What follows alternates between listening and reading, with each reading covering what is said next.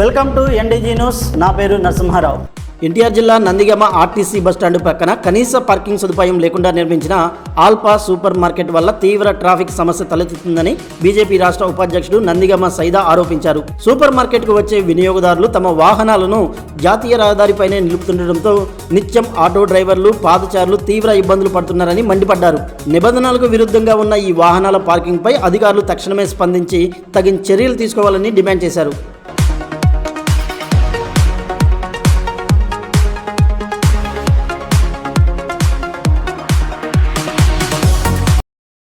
Party రాష్ట్ర ఉపాధ్యక్షుడిని Nandigama RTC road పక్కన hotel పెట్టి ప్రజలకు ఇబ్బంది పెడుతున్నారు.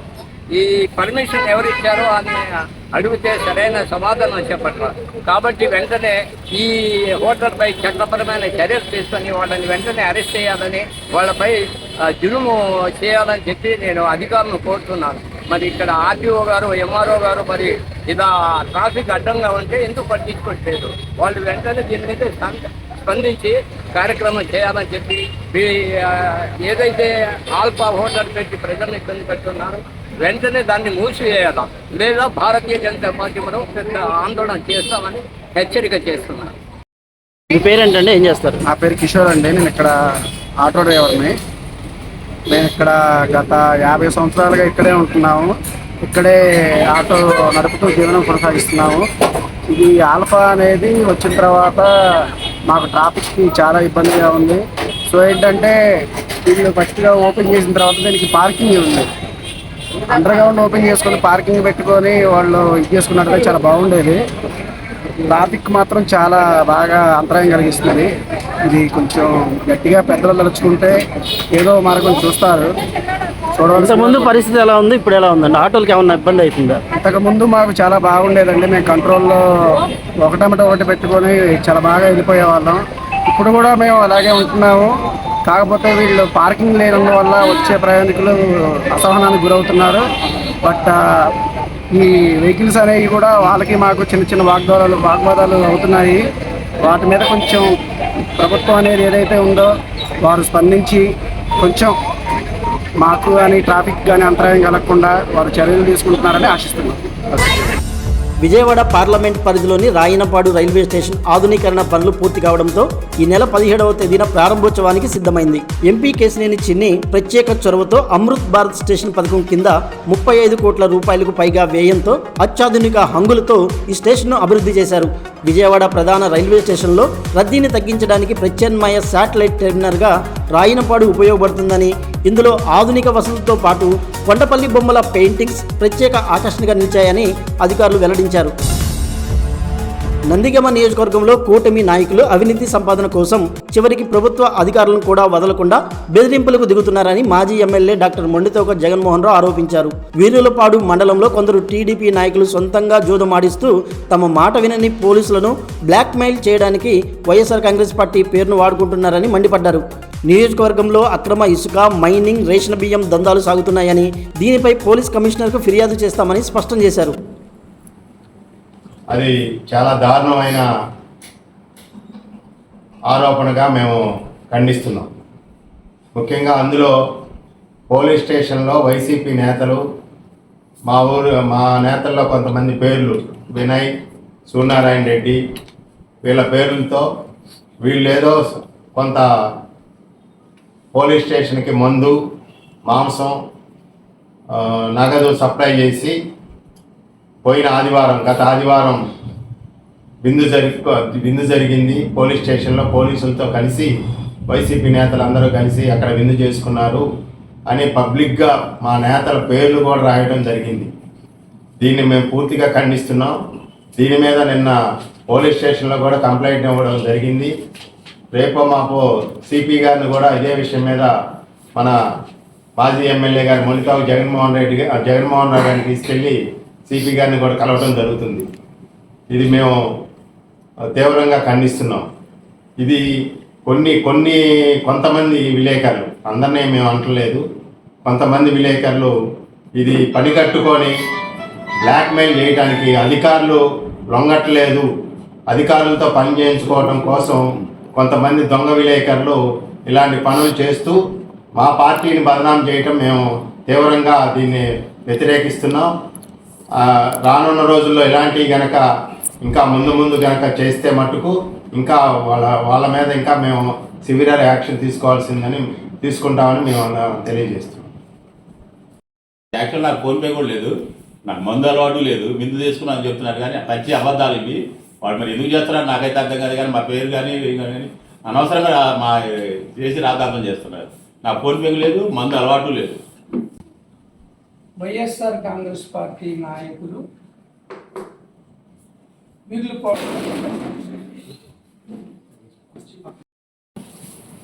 డబ్బులు ఇచ్చి బిందులకి వీటికి డబ్బులు ఇచ్చి, అంటే ఒక విధంగా చెప్పాలంటే పోలీసుల్ని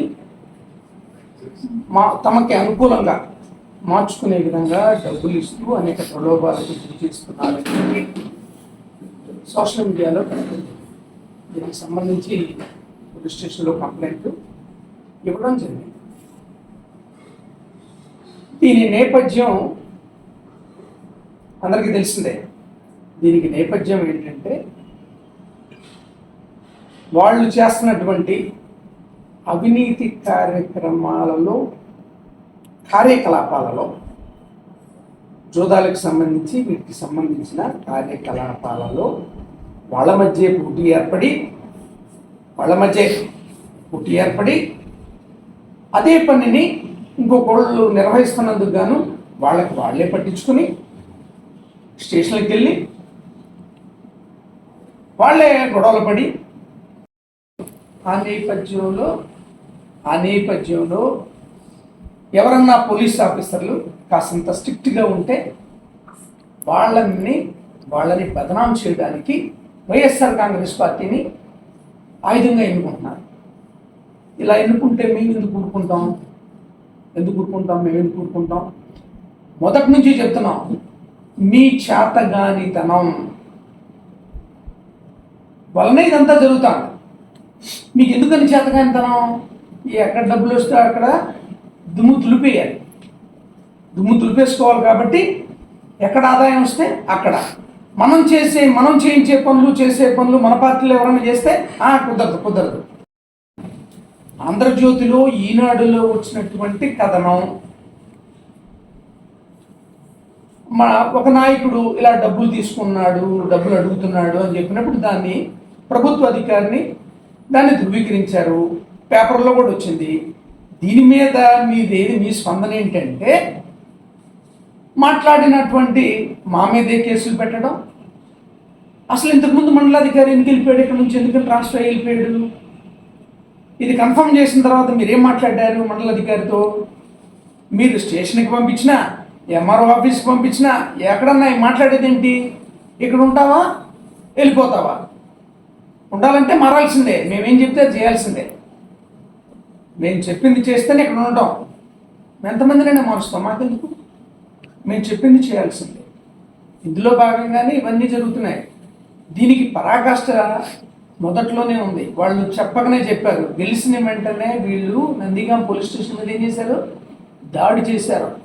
సిఐ మీద దాడి చేశారు, పోలీస్ స్టేషన్ మీద దాడి చేశారు. ఏమని చేశారు? ప్రభుత్వం మారిపోయింది, మేమేం చెప్తే అదే వినాలని ఎవరి మీద చేశారు?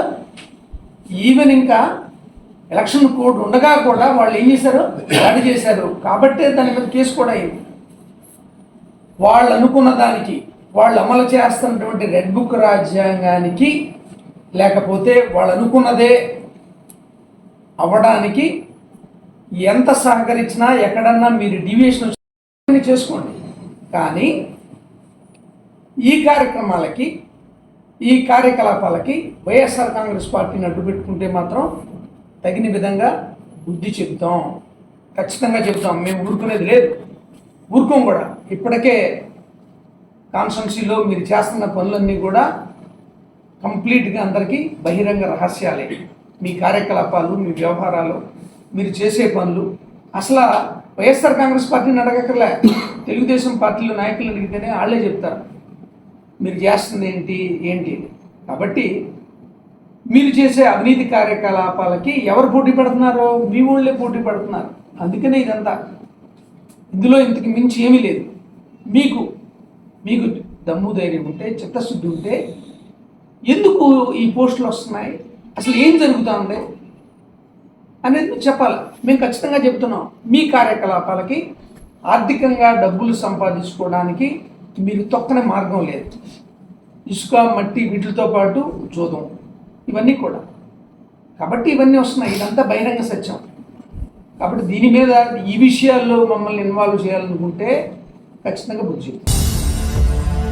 వత్సవాయి మండలంలోని బీసీ గురుకుల పాఠశాలలో 30 లక్షల రూపాయల వ్యయంతో నూతనంగా నిర్మించిన డార్మిటరీ డైనింగ్ హాల్ను రాష్ట్ర మంత్రి సవిత ఘనంగా ప్రారంభించారు. స్థానిక శాసనసభ్యులు శ్రీరామ్ రాజగోపాల్ తాతయ్య, కేడీసీసీ బ్యాంక్ చైర్మన్ నెట్టెం రఘురాములతో కలిసి ఈ అభివృద్ధి పనులకు శ్రీకారం చుట్టిన మంత్రి అనంతరం పాఠశాల విద్యార్థులతో కలిసి కాసేపు ముచ్చటించి సహబంతి భోజనం చేశారు. ఈ కార్యక్రమంలో కూటమి నేతలు, బీసీ సంక్షేమ శాఖ అధికారులు పాల్గొన్నారు.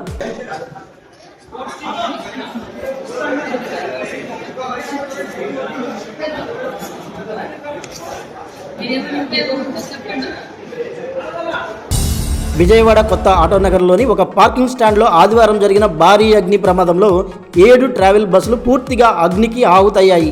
పార్కింగ్లో నిలిపి ఉంచిన మొత్తం 21 బస్సులలో ఒక బస్సులో మొదట షార్ట్ సర్క్యూట్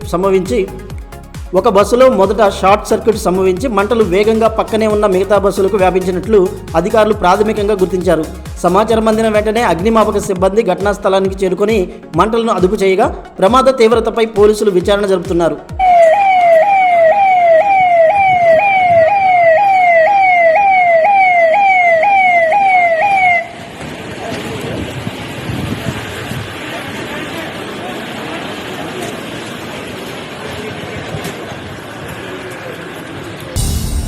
రాబోయే స్థానిక సంస్థల ఎన్నికలలో రాజకీయ లబ్ధి కోసమే వైఎస్ఆర్ కాంగ్రెస్ పార్టీ నాయకులు టిట్కో ఇళ్లపై చిల్లర రాజకీయాలు చేస్తున్నారని జగ్గేపేట టీడీపీ కౌన్సిలర్లు ఆరోపించారు. జగ్గేపేటలోని టిట్కో గృహాలను వీలైనంత త్వరగా లబ్ధిదారులకు అందజేయాలన్న దృఢ సంకల్పం, నిశ్చయంతోనే ఎమ్మెల్యే శ్రీరామ్ రాజగోపాల్ తాతయ్య నిరంతరం క్షేత్రస్థాయిలో పనులను పరిశీలిస్తున్నారని స్పష్టం చేశారు. వైసీపీ నాయకులు ఎలాంటి తప్పుడు ప్రచారాలు మానుకోవాలని, ఏ ఒక్క లబ్ధిదారుడికి ఇబ్బంది కలగకుండా ప్రభుత్వం చర్యలు తీసుకుంటుందని పేర్కొన్నారు. నిర్మాణాలు చాలా పటిష్టంగా స్పీడ్గా అవడం జరిగింది. ఆ తర్వాత 2019 నుండి 2024 దాకా మరి వైసీపీ పార్టీ నాయకులు పేద ప్రజలకి ఎటువంటి సదుపాయాలు, ఆ 70% పనిని ముందుకు తీసుకెళ్లకుండా మరి వాళ్ళ సొంత కాంట్రాక్టర్లని కొన్ని పనులు చేస్తున్నట్టుగా యాక్టింగ్లు చేసి మరి పెద్ద మొత్తంలో అక్కడ ఎటువంటి పనులు చేయకోకుండా మరి అవి ఉన్న స్టేజ్లోనే ఉన్నాయని చెప్పి అందరూ ప్రజానీకం కూడా గమనించడం జరిగింది. ఈ రోజుకి వచ్చేసరికల్లా మరి పేద ప్రజలకి ఇళ్ళు ఇవ్వాలని చెప్పేసి శ్రీరామ్ రాజగోపాల్ తాతయ్య గారు మంచి కాంట్రాక్ట్ వ్యవస్థని తీసుకొని మరి ప్రతి వారం కూడా పోయి అవి మొత్తం కూడా పనుల్ని, వర్కుల్ని విశ్లేషణ చేస్తూ మరి ఆగస్టు 15కి ఇళ్ళు ఇవ్వాలని చెప్పేసి మరి 1966 ఇళ్ళు ఇవ్వటానికి సిద్ధమైన సమయంలో మరి ఈ రోజు అసత్య ప్రచారం చేస్తున్నారు. మరి ఇంత పెద్ద మొత్తంలో పేదలకు ఇల్లు అందజేయడానికి ప్లాన్ చేస్తే మరి వైసీపీ పార్టీ వాళ్ళు ఎటువంటి డెవలప్మెంట్ లేకుండా మరి ఆ 5 సంవత్సరాల్లో వాళ్ళు ఏం చేశారు ఈ పేద ప్రజలకు అని చెప్పి అడుగుతున్నాం. వాళ్ళు ఏం చేశారంటే ఆ పేద ప్రజల కాడ నుండి వాళ్ళ సొంత బ్యాంక్ వ్యవస్థలను కొన్ని ప్రొవైడ్ చేసి ఆ అమౌంట్లని వాళ్ళ కాంట్రాక్టర్లకు మళ్లించి ఆ యొక్క పట్టాలని మరి ఎక్కడున్నాయో ఎడిపోయినాయో కూడా అర్థం కాని పరిస్థితులు వాళ్ళ మీద ఈ రోజు లోన్లు అలాట్మెంట్ చేసి కట్టలేని పరిస్థితికి పేద ప్రజలను తీసుకుపోయిన పార్టీ జగన్మోహన్ రెడ్డి గారి పార్టీ, వైసీపీ నాయకులు. మరి ఇది అంత అసత్య ప్రచారం వాళ్ళ కాడ పెట్టుకొని మరి ఈ రోజు ఇచ్చే టయానికి, పనులు జరుగుతున్న సమయానికి మరి వాళ్ళు కళ్ళు లేనిలాగా ఉన్నారు. మరి ఏంటో అర్థం కాదు. కానీ మరి ఒక్కసారి పోయి చూసుకున్నట్లయితే మరి కనుక వాళ్ళ చెయ్యని 5 సంవత్సరాల డెవలప్మెంట్ ఈ రోజు ఈ యొక్క సంవత్సరంలో ఎన్నో వెనకబడ్డ పనులను కూడా తీసుకెళ్లి, అలాగనే మరి మన కృష్ణా వాటర్ కూడా మరి వాటర్ ప్రజలకి అందాలని చెప్పి కృష్ణా వాటర్ ను కూడా అక్కడికి ప్రొవైడ్ చేయడానికి చాలా పెద్ద మొత్తంలో ప్లాన్ చేసుకొని అన్ని విధి విధానాలుగా పేద ప్రజలకు మొత్తం కూడా ఇవ్వడానికి సిద్ధమైంది. ఈ రోజు జగ్గేపేట శ్రీరామ్ రాజగోపాల్ తాతయ్య గారు చాలా పెద్ద మొత్తం డెవలప్మెంట్ చేసేటానికి ముందుకు వెళ్తూ ప్రతిదీ విశ్లేషణ చేసుకుంటూ వెళ్తాం జరుగుతుంది. కానీ అది వారం లేని తనంతో, అవగాహన లేని నాయకులు, వైసీపీ పార్టీ నాయకులు సరైన అవగాహన లేని దాంతో వాళ్ళకి చెప్పాల్సింది ఏమి లేక, ఈ డెవలప్మెంట్ వార్చలేక ఏదో ఒక అసత్య ప్రచారం చేయాలని చెప్పేసి వాళ్ళు వివిధ రకాలుగా జనాల్ని మభ్య పెట్టడం, ఇది రకాలుగా మాట్లాడటం జరుగుతుంది. ఇదంతా ఎవరు నమ్మరు. జనాలంతా డెవలప్మెంట్ చూస్తున్నారు. రేపొద్దున ఆగస్టు 15కి తప్పనిసరిగా టిట్కో ఇల్లు ఇవ్వటానికి జగ్గయ్యపేట నియోజకవర్గంలో శ్రీరామ్ రాజగోపాల్ తాతయ్య గారు సిద్ధమై ఉన్నారు. పేద ప్రజలకి ఈసారి ఆగస్టు 15కి ఇల్లు వస్తాయని చెప్పేసి పక్కాగా చెప్పారు. తప్పనిసరిగా జరుగుద్దని చెప్పి మేమంతా చెప్తూ ఈ యొక్క సేవ తీసుకున్నాం. జగ్గయ్యపేట పురపాలక సంఘ పరిధిలో దెబ్బతిన్న విద్యుత్ స్తంభాల మార్పిడి మరియు కోదాడ రోడ్డు విస్తరణ పనులను ట్రాన్స్కో అధికారులు శనివారం చేపట్టారు. ఈ అత్యవసర పనుల నిమిత్తం కోదాడ రోడ్డు, చెరువు బజారు, విజయవాడ రోడ్డు మరియు రైతు బజారు పరిసర ప్రాంతాల్లో విద్యుత్ సరఫరాలను తాత్కాలికంగా నిలిపివేశారు. పనులు జరుగుతున్న సమయంలో వాహనదారులకు ఇబ్బందులు కలగకుండా ఆయా మార్గాల్లో ట్రాఫిక్ను ఇతర ప్రాంతాలకు డైవర్ట్ చేసినట్లు స్థానిక పోలీసులు తెలిపారు. రేపటి NDG న్యూస్తో కలుద్దాం. నమస్కారం.